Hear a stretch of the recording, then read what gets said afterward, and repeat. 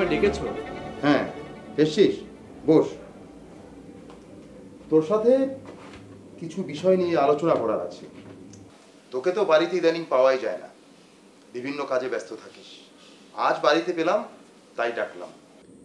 কি বলবেন বলেন বোদ্দা, আমি শুনছি। জানি না নায়েব সাহেব তোকে কিছু বলেছে কিনা। কোন বিষয়ে?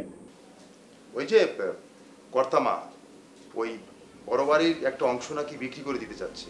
তুই কি এই বিষয়ে কিছু জানিস? না বোদ্দা, আমি তো এই বিষয়ে কিছু জানি না।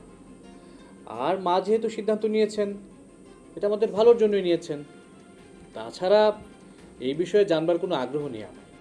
দেখ, হয়তো তোর এই বিষয়ে জানার কোনো আগ্রহ নাই, কিন্তু আমার আছে।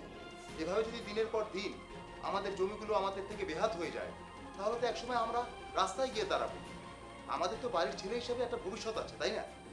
তার মানে তুমি কি বলতে চাচ্ছ বোদ্দা? মা কি ভুল করছেন, মিছিমিছি করছেন?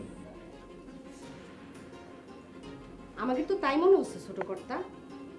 কর্তামা তো ভুলই করছে। তুমি একই বলছো বৌদি? মা যা করেছেন ঠিকই করেছেন। তাছাড়া তুমি আমাদের বংশের পুরো ইতিহাস সম্পর্কে জানো না।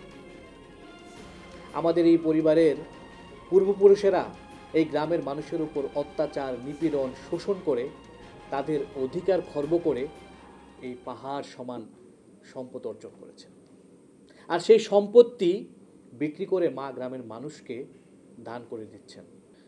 বলতে পারো মা আমাদের সেই পূর্বপুরুষের পাপগুলো কিছুটা হলেও মোচন করার চেষ্টা করছেন। আমি বুঝলাম না ছোট কর্তা, পাপ মোচনের জন্য সম্পত্তি বিক্রি করা লাগবে কিসের জন্যে? ভগবানের কাছে হাত জোর করে ক্ষমা চালিত তো হয়ে যায়, তার জন্য তো আর দান খয়রাত করা লাগে না।